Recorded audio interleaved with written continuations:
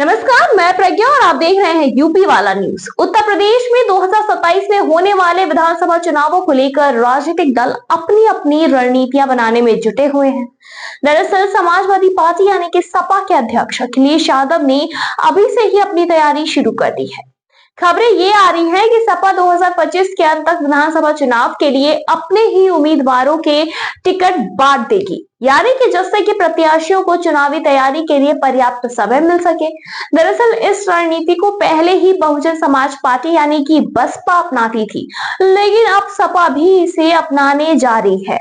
उत्तर प्रदेश में दलित वोटर्स की संख्या करीब 20 से 21% मानी जाती है।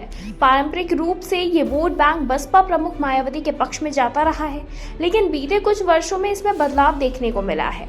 अगर हम बात करें 2024 के लोकसभा चुनाव की, तो इसी के साथ ही जब बसपा का कोई सांसद नहीं जीता, तब भी मायावती को 9% से अधिक वोट मिले थे। हालांकि पश्चिमी उत्तर प्रदेश में दलित राजनीति का नया चेहरा बन रहे चंद्रशेखर आजाद भी तेजी से अपनी पकड़ मजबूत कर रहे हैं। चंद्रशेखर की पार्टी आजाद समाज पार्टी अब पूरे प्रदेश में अपनी पैठ बनाने के लिए सक्रिय है। 15 मार्च के बाद वो उत्तर प्रदेश के विभिन्न जिलों का दौरा करेंगे, जिससे कि उनकी पार्टी को और मजबूती मिलेगी। लेकिन राजनीतिक विशेषज्ञों का मानना ये है कि अकेले अपने दम पर चंद्रशेखर यूपी में कोई बड़ा बदलाव नहीं ला सकते।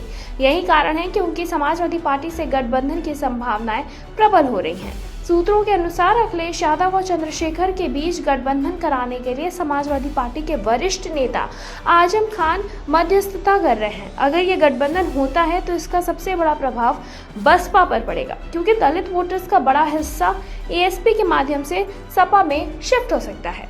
इसके अलावा अखिलेश यादव ने सपा के फ्रंटल संगठनों में अंबेडकर वाहिनी नाम से एक नया संगठन जोड़ा है, जिससे ये साफ हो जाता है कि वो दलित वोटर्स को लुभाने के लिए कोई कसर नहीं छोड़ना चाहते। समाजवादी पार्टी को पहले ही पीडीए यानी कि पिछड़ा दलित अल्पसंख्यक फॉर्मूले पर काम कर रही है और चंद्रशेखर के साथ आने से इस गठबंधन को और मजबूती मिलेगी। बताते चले कि अगर चंद्रशेखर समाजवादी पार्टी के साथ आते हैं तो उन्हें भी अपनी पार्टी का अस्तित्व बनाए रखने की चुनौती होगी, यानी कि मायावती की बसपा के साथ उनके दलित वोटर्स का एक बड़ा वर्ग जुड़ा हुआ है। लेकिन इसी के साथ ही नए युवा मतदाता अब चंद्रशेखर को भी एक मजबूत विकल्प के रूप में देख रहे हैं। फिलहाल इस पे बताते चले कि अब देखना ये होगा कि अखिलेश यादव और इसी के साथ ही चंद्रशेखर का गठबंधन होता है या फिर नहीं, और अगर होता है तो इससे उत्तर प्रदेश की राजनीति में क्या बदलाव आएंगे। फिलहाल इस पे आपकी क्या कुछ राय, हमें कमेंट सेक्शन में कमेंट करके जरूर बताएं।